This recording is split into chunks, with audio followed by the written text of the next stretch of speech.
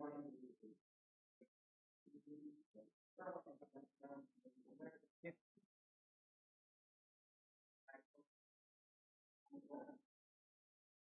is on.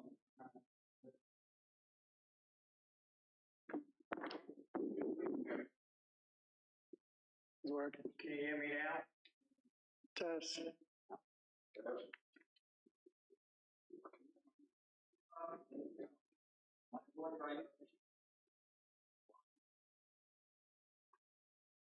Test, test, test. I know you don't want me to sing. Okay. How come Barry Fund is on here twice? You like jerky?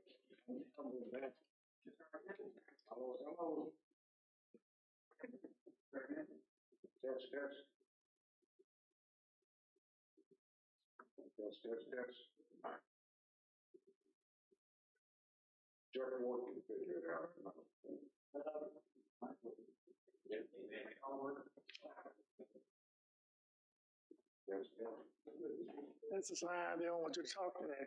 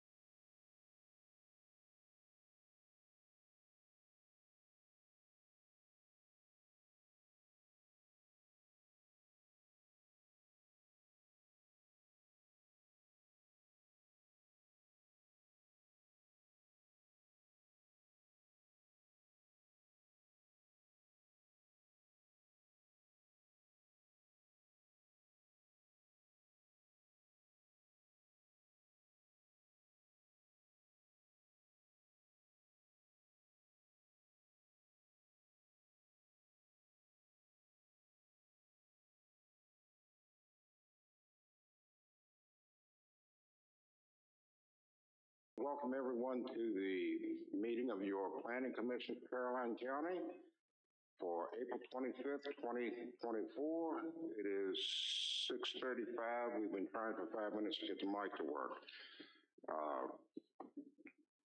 I'll invite everyone to join me in the Pledge of Allegiance to the flag of our country.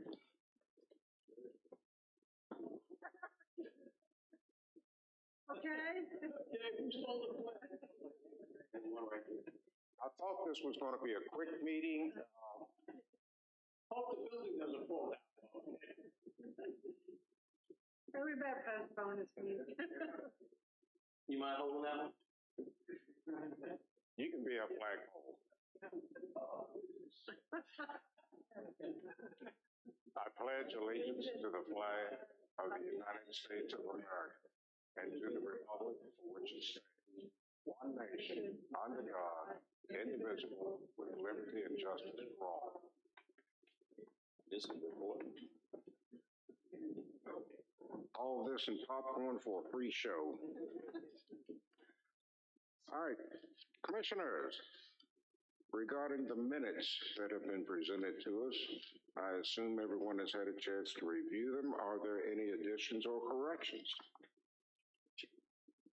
Oh, I'm sorry. Let me go with the introductions first. To my far left is Mr. Purcell Minor of the Mattapanai District. To my immediate left is Dr. Carol Horton of Port Royal. I'm Bob Schwartz of the Bowling Green District. I am chairman. To my immediate right is Mr. J.D. Young of the Reedy Church, and he is vice chair. To his right is Mr. George Weaver, representing Madison. To his far right is Mr. Richard Williams, representing Western Carolina. From staff, we have Mr. Craig Pennington, who is our county planner. To his left is Mr. Leon Hughes, who is the Director of Planning and Community Development. Mr. Jeff Boyd is our IT specialist tonight, who is getting us back online. With that, we will go into the minutes. Commission, are there any additions or corrections? I would make a motion that these minutes be accepted as proposed. I think we have to have a separate motion for each one. So if you would be so kind, sir, as to... I would make that motion for the February 22nd, 2024 minutes Second. as submitted. Second. All right, there is a motion by Mr. Weaver, seconded by Mr. Minor. Any further discussion? There being no discussion, all those in favor signify by saying aye. Aye. All those opposed, nay. The ayes have it. Motion carries for those minutes. Regarding the minutes from our March 21st, 2024 meeting, are there any additions or corrections? There being no additions or corrections, is there a motion? I'd like to make a motion that March 21st, 2024 be approved. Second. Second. All right, motion by Mr. Minor, seconded by Mr. Williams. All those in favor signify by saying aye. Aye. All those opposed, nay. The ayes have it unanimously. The minutes are approved as presented. Public hearing, SPEX 03-2024, Ladysmith Business Park LLC owner, Cynthia Clare, doing business as Berry Farm Daycare and Preschool applicant. Mr. Hughes or Mr. Pennington, either one. Thank you, Mr. Chairman, members of the commission. First case tonight, SPX 03-2024, Berry Fund Daycare. The applicant is requesting approval of a special exception permit to allow for a child care facility pursuant to Article 9, Section 3-9 of the Caroline County Zoning Ordinance. Facility is located within the Ladysmith Industrial Park on Ladysmith Road. The parcel contains 4 tenant buildings currently occupied by a title company, chiropractor, a barber, a fitness center, coffee shop, insurance office, construction company office, a speech therapist, and thrift store. The facility would be accessed via the existing access entrance off of Center Drive. The surrounding properties also within the Ladysmith Industrial Park include Giuseppe's Italian Restaurant to the south, Countryside Daycare and Keys Academy Private School to the east opposite Center Drive, and Ladysmith Self-Storage to the west and the north. Ladysmith Self-Storage is enclosed by a 6-foot-tall fence surrounding the entirety of the property. The applicant is proposing to occupy Suite A of 17470 Center Drive. The interior of the structure is approximately 2,500 square feet, and the parking lot to the north would be converted to a 2,000 square foot playground with mulch and play equipment should this request be approved. This conversion will result in the loss of approximately 5 parking spaces. A daycare is required to have a minimum of 5 parking spots, and the existing parking area will still meet the minimum requirement. The facility was previously used as a medical office, and utilities and parking are existing. The only planned upgrade to the site is the addition of the playground area to the north of the structure. The facility is located at the end of the drive aisle and parking area of the tenant buildings. Access to the facility is from one direction, reducing vehicular traffic. Parking is located in front of the building with direct access to the daycare.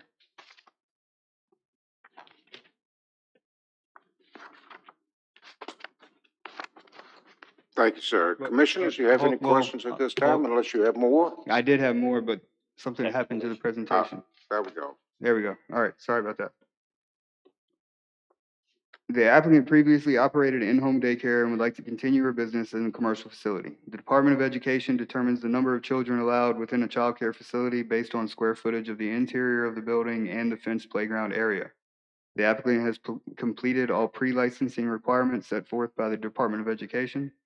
The applicant's narrative notes that the daycare would start with approximately 10 children but could expand based on the Department of Education requirements.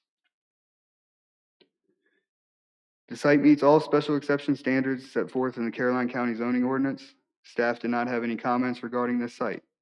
The Departments of Education and Social Services will address the licensing requirements and regulations should the project be approved. The comprehensive plan depicts this area as commercial office. A child care facility is permitted with the approval of a special exception in the B1 commercial zoning district. This use is consistent with the existing uses in the industrial park and conforms with the comprehensive plan. And that concludes the presentation, Okay, and I'd be happy to address any questions that you may have. thank you, sir. Commissioners, any questions? Would the applicant like to speak? No? Okay. All right, Mr. Pennington, I do have one question, sir. If you can go back to,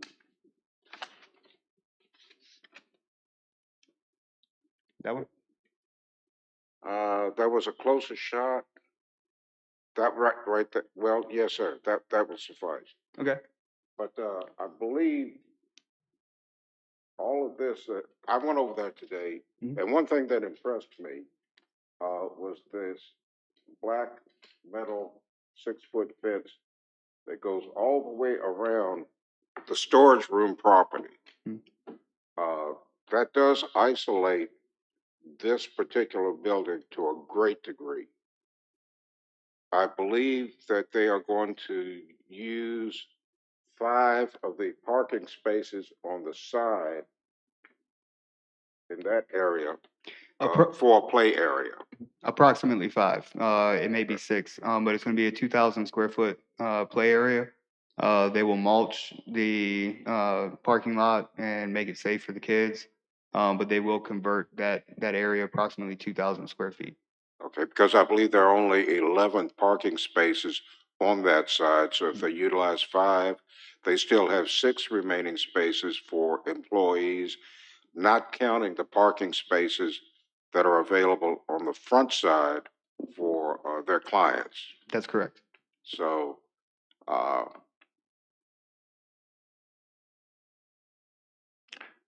I was impressed with the site, much more so than the previous site. And I will tell Ms. Claire that I know that she went through quite a bit of turmoil. I'm sorry you had to go through that, but I believe in the long run it's going to work for your betterment. There is a daycare directly across the street, Countryside Children's Daycare, and they have now a total of 3 facilities in the county. There are some others in the area as well, but with the type of people or clients that are already residents in that, I think it's going to be much better than what she initially was looking for. So that's all that I really had, Mr. Pennington, unless someone else had. Yes, sir. Mr. Billington, fence, has she been notified what kind of fence is required? So the Department of Education doesn't have a requirement as to which type of fence. They have specifications as to the height and the locking mechanisms and access, but they don't have a regulation as to the material. I do think initially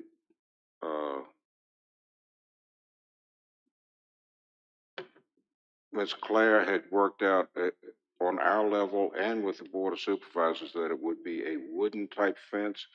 I don't know if that is still the plan. If you would like to address that, please. So all the other daycares have chain link. If I could, I'd rather do that. That way, when the parents drive up and when the social workers drive up, they get a clear view of the children playing, not like we're trying to hide anything. It makes everybody's mind go at ease. We're back secluded, so I don't have to worry about trying to keep the children private or nothing. No one can see anything that they shouldn't be seeing anyhow. How would that affect any gates, accessibility from the exterior as Okay. well as any emergency type exiting from the play area? Right. If you So go we would change- be doing the same thing that Countryside has on theirs. We have one man gate to get into. The building has a back door that will lead out of the building into the gated area for the building, the yard. And the yard will have a gate to go into as well. And then the playground itself will also have an exit gate. It will be a bigger gate so that we could put, because I'll be filing for a grant to get a different grounding for that area because I want to get the thick padding that goes down eventually in there. So I want a big gate eventually that we could, bring trucks in to unload all that and bigger equipment and stuff for the playground. But I have to be in there to file for the grants. Yeah, because I don't think you just want to put mulch down onto a. Well, I'm a allowed parking to, per licensing. So it's going to get me by. And right now, the equipment that I have, the playground equipment I have, is small. It's all little type stuff. So it's going to be okay for the purposing right now. They're not going to get hurt. But eventually, I want to upgrade just like Countryside did. They upgraded, they got theirs through a grant through COVID. There's a lot of grants out there, but again, I can't get the grants until I'm in the facility. So when I do upgrade, I'm going to get it all upgraded at one time, get the nice thick rubber padding, the matting that goes down in there, get that all done real nice. Mr. Chair, may I please? Yeah, give me just 1 second because before I lose my train of thought and then it's gone forever. Uh, the entrance and exit gate, how is that going to be secured? Because I think we discussed the last time you were here, the panic bar type of exit. Right. So how is that going to be secured, or do you know at this point? Yeah, so at this point, I don't know. Normally, you don't have to have them secured because you have so many teachers out in the yard way, and they're not secured. If you go over to the other daycares or even the elementary school, the gates are wide open at the elementary school now. That doesn't happen at the daycares, but there's no locks because obviously fire hazard. And like I said, at the other place, I would have to have the fire push ones. But being back here, being secluded and having my teachers out there, there's no traffic back there. You could go back there anytime during the day. There's no traffic. So I would just leave, let them be shut and have my teachers. You have to have teachers stationed in 4 corners and then have to have the amount of teachers per the amount of kids out there too. So no one's going to be getting out of the 2 gates that are out there. Okay, and we're certainly not trying to make No, it more no, I restrictive. understand safety first. Yeah, I get it. I was just wondering how that Yeah. mechanism would work. Okay, Yeah. thank you. Mr. Weaver? Thank you, sir. So basically, the children go into the building, Mhm. and then from inside the building, they go out to the play area. Correct. So you Yeah. control all of that. Absolutely. Yes. Thank you. You're welcome. So when the parents arrive, the teachers will meet the parents at the car? No. The parents arrive, the parents walk the children in and drop them off in our entrance area. And then my secretary takes them back. My receptionist will take them back to their rooms. And I believe that's because you are restricted to having the parents drop them off. Absolutely. and They have to sign do a them in. signature. Right. Yeah, they have to do a signature. It's the same at all the other daycares too. It's the age is where we ran into that kind of trouble. Once they go to an actual elementary school, they don't have to do that sign in, sign out because of the age. But where I'm at, it's the age. They have to sign in, sign out. It's a liability thing I ran into. So you could be operating, 7 days a week. Yes, I want to. So what I did is I went on Facebook, which is amazing, and I put it out there and said, hey, there's no other daycares that are open on the weekends, but I know like my daughter's an RN nurse and she works on the weekends. So do you feel this is a thing in our community? And everybody like blew it up. They're like, oh my gosh, please. We cannot find anybody that will help us on weekends. So I was like, well, okay, there's a need for it. So that's what I want to do. And then some of the people that I interviewed for the job, they were willing to work on weekends. And so I have the clientele and I have the workers that are okay with it. So that's all you need to make it happen. Okay, thank you. What are your anticipated hours of operation? 6 to 6. Okay, because a lot of the daycares, or there are 5 that I perused, most all of them have hours of 9 to 5, and they close at 5. There are a lot of people that don't even get off work at 5. No, how are you So, going to do that? Especially when they all commute. Yeah. I don't know how that's possible. Yeah. Anyone else? I just have a question for staff. Are there, you can keep your seat. Are there any requirements for aesthetics in areas such as like an office park? In Caroline, we do have aesthetic requirements in the Ladysmith area. They're associated with building and they're checked during the building permit phase. And so they're not specific to any type of business. They're more specific to the area. And so it has to deal with the colors that are used for buildings, the materials that are used for buildings, shielding, HVAC equipment, things like that. And so there's nothing that speaks to individual types of uses. Okay, thank you. And I was more concerned about the fencing, chain link is fine, just aesthetically it's not, and security. I just have somewhat of a concern with the security of a chain link fence, but outside of that, if there is no requirement, we can't. There is a requirement in the HCOD, Highway Corridor Overlay for fencing. However, this parcel is 3 parcels removed from the Highway Corridor Overlay District, and that fencing requirement of using wrought iron fencing and decorative fencing would not apply to this. In which case, we probably wouldn't want decorative fencing anyway for the safety of the children. Sure. Okay. Thank you, Mr. Pennington. Anything further, Ms. Claire? Okay, thank you very much.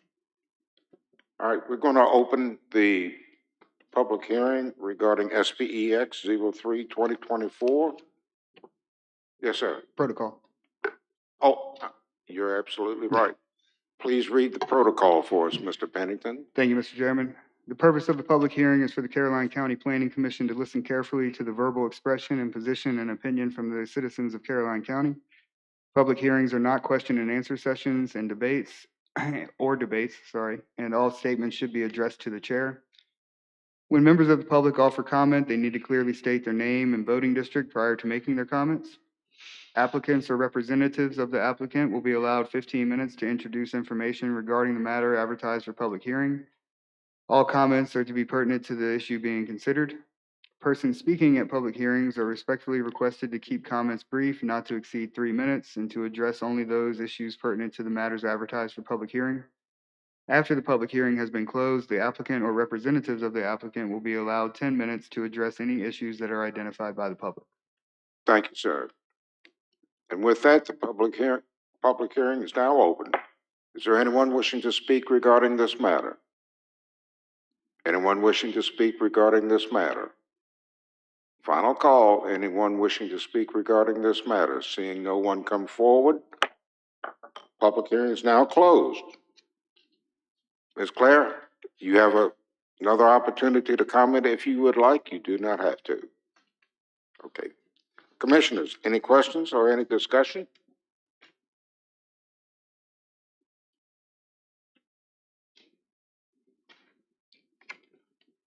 Dr. Horton, this matter is in your district.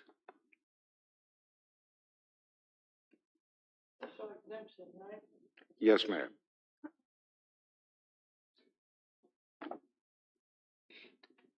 So, whereas special exemption request SPEX 030/2024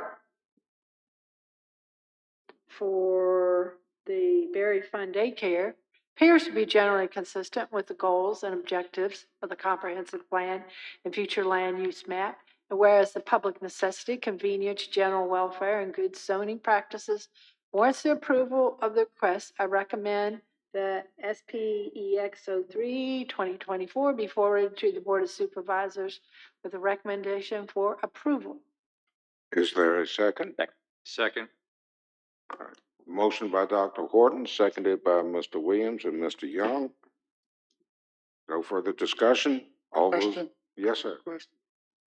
Could we put in, conditions Yes, sir. with that motion? Yes, sir. Yes, you can add in conditions, but you'll have to make another motion to include the conditions. And that's fine. Go ahead, sir. We have to make the motion again?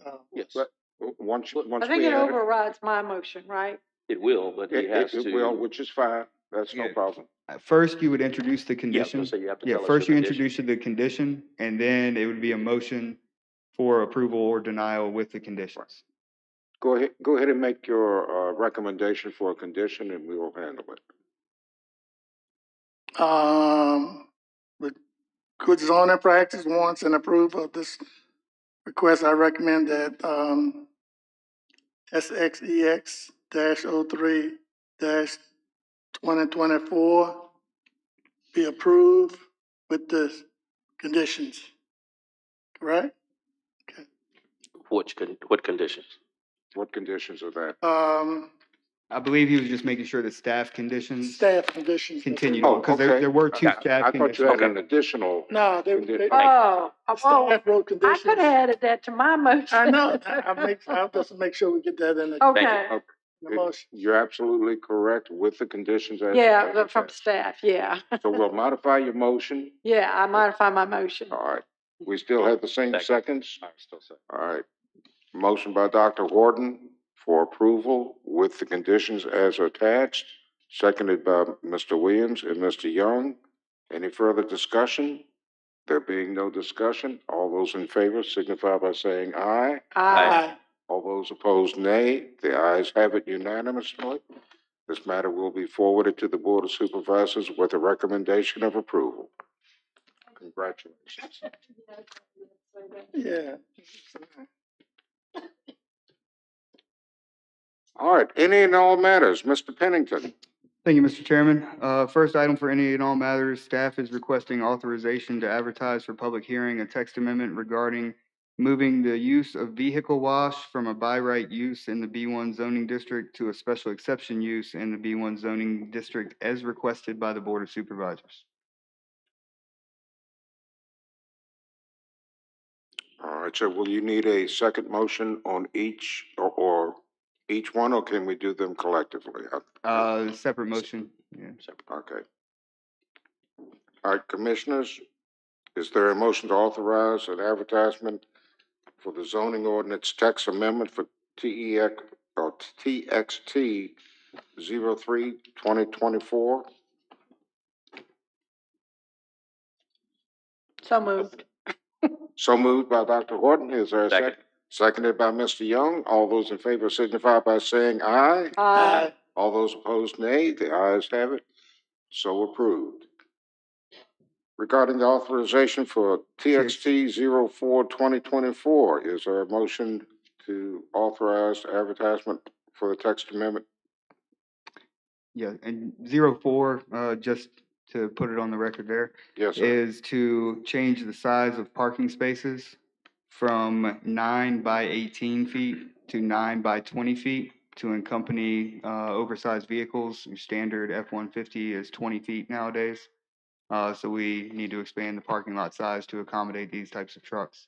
And the second part of that text amendment is to increase the aisleways and travel ways for shopping centers to 26 feet to allow for fire rescue vehicles to traverse the aisleways without crossing into oncoming traffic. Mr. Pennington, these are all in the future, correct? This Uh, is not, we're not going back and adjusting to what we now have, correct? Correct. This is to authorize to change the ordinance next month. Thank you, sir. Commissioners, is there a motion to authorize advertisement? As Dr. Horton would say, so move. Second. Motion by Mr. Young, seconded by Mr. Minor. Any further discussion? There being no discussion, all those in favor signify by saying aye. Aye. All those opposed, nay. The ayes have it unanimously, so authorized. Mr. Chairman, Yes, sir, Mr. Young. I'd like to make a motion that we adjourn this meeting until May 23rd, 2024. I'll second that, sir. Motion by Mr. Young, seconded by Mr. Weaver. Any further discussion? There being no further discussion, all those in favor signify by saying aye. Aye. All those opposed, nay. The ayes have it. This meeting is adjourned. Thank you, ladies.